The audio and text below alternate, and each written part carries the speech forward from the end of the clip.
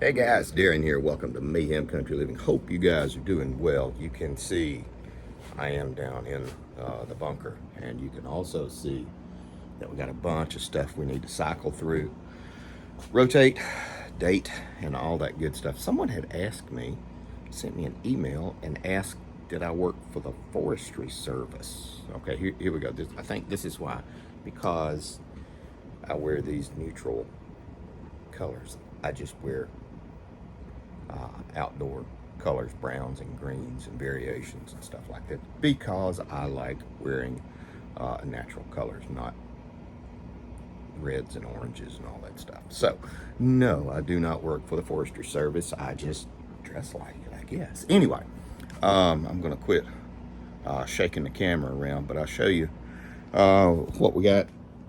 Well, we got more potatoes, we got more onions, coffees, teas, rice. Now, some people are going to say, oh my gosh, that is parboiled rice. It will not last 100 years.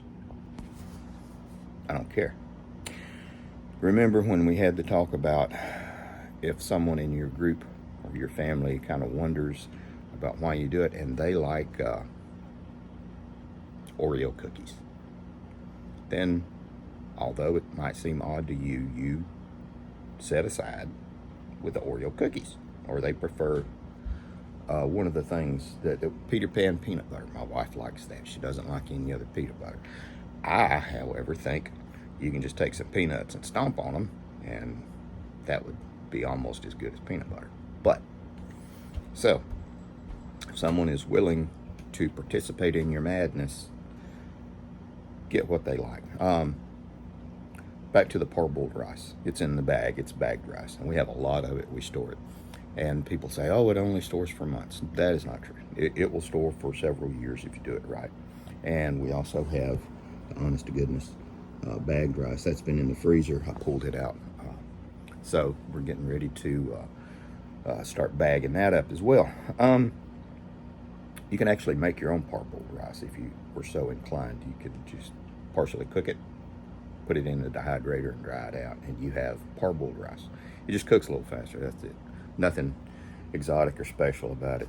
Save the water, if you do boil it, the rice, and use that on your plants and stuff, because it helps. But I'll show you in just a second what we're going to do. And we try not to buy a lot of boxed foods. We try to buy more whole foods, and because it's healthier and it's cheaper in the long run, even though we might pay a little bit more if we bought it in bulk. Some of the stuff that we have is a processed. There's a lot less nutritional value and a lot less calories in it. Plus, you're eating a lot of preservatives. Something to think about. So, more to come. Okay, guys, this is some of the stuff I've already changed the date on. And again, this goes back to if you have a partner who is involved in this with you, but they want you to do a certain thing a certain way, or they ask you to, it doesn't hurt to do what they want. My wife asked me not to write the best by dates on the top or the front anymore, which is a very small thing. And she asked me to write it on the bottom or the back. And if we were stacking this in a shelf, this best by date is 12/23. Now, I will eat this all the way out a year plus if I needed to. That's no problem at all. You might lose a little bit of nutritional value, but it will still make a decent meal. You just bulk it up with other things, other fillers. And by fillers, I mean something like beans, rice, pasta. You would put the oldest at the front, and the one that expires further out at the back. So this is the oldest one I've had, so it will be at the front and goes to the back just like this. Some people really get off and do, make their own mustard and make their own ketchups and make their own spaghetti sauces. Now, we do the same thing. We have a lot of stuff down here, and those are our home canned stuff, which we got to do some more of. This is easier, plus I get a free container out of it, And again, this is something my wife likes to use. And so we buy the sauce pre-made some of the time. Why do I do so many condiments? I use this a lot when I'm cooking, when I'm grilling and smoking meats. So I have 5 or 6 of these usually sitting on the shelf that I use. If I'm doing 7 or 8 ribs, I'll use a bottle and a half on the ribs. You can spend a lot of time making your own ketchups and all that stuff, or you can have that time allocated to do other things. It's a matter of choice. So if you like to make all your own stuff and can it, because I have done ketchups and barbecue sauces and stuff like that, there comes a time when it's a question of time or money, and what are you willing to spend to get a little bit more time to do other things. This is one thing that we do. More to come. Okay guys, now we're back. One of the things that I don't really understand about most of the people that do this kind of stuff. Well, not most. There are those who invest more heavily into guns and ammunition and gear. I enjoy that, and I have a lot. But you better start thinking about foodstuffs, food sources, and you better know how to cook what you're storing, and you better have a way to cook it. So that means you need to have spices for those beans and rice, the barrels full that you're supposed to be having. I'm being kind of funny on that. Beans and rice, tons of storage of them. You also have to have something to spice it up, and you also have to have a way to cook it. So bear that in mind.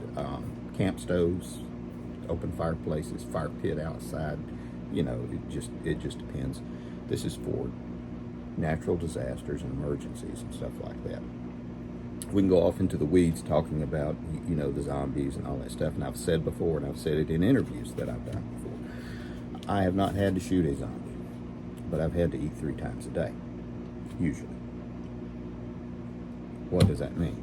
That means have something to cook, know how to cook it, and have a way to cook it. To me, that's just kind of a no-brainer thing. All the people who do all the concentrating on the run and gun and stuff like that, they should take the time and start cooking some stuff.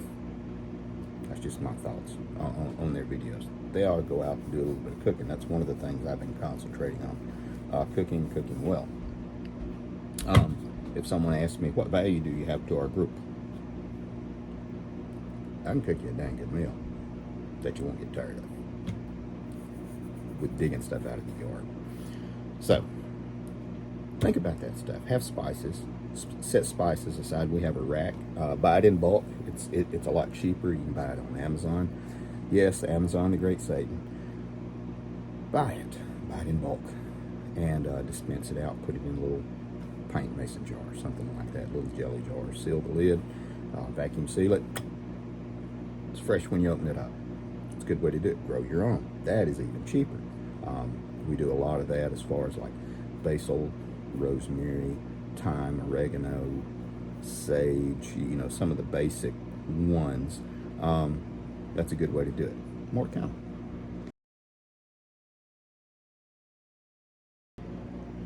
Okay guys, now we're back. Don't forget about long-term food storage. Think about freeze-dried, dehydrated stuff. It's always a good way to go if you can afford it. Some of those buckets of food are kind of pricey. For what you spend, if you have a friend that does this as well, you could invest in a freeze dryer, small Harvest Right freeze dryer, and then just start buying the stuff at the farmers markets and freeze drying it yourself. However, if you don't have the room for it, they are bulky. Think of it as having enough space for 2 mini fridges. That's about the size of one. But consider it does not hurt to have some freeze-dried stuff, long-term stuff set aside. I've opened that up. I've eaten it. Is it great? It's passable. What can I do with it? Well, if you're in a situation where there's not a whole lot going on, I can make you a strawberry pie with homemade Cool Whip. How about that? Something to think about. Anyway, I know this is running long. I could write books on this stuff, and one day I may. I always say I've got rough drafts sitting in the safe. Think about what you like to eat. Plan and set aside. Spend an extra $5. I know it doesn't go like it used to. Spend an extra $5 and stock up on things you like. If you don't like Brussels sprouts, don't buy Brussels sprouts, because regardless, you just won't eat them. And I don't care for Brussels sprouts, but I would eat them if I needed to. Thanks for watching. Thanks for coming by. Stay safe. Keep prepping. Keep setting aside. Stack it deep, guys. Take care of you people.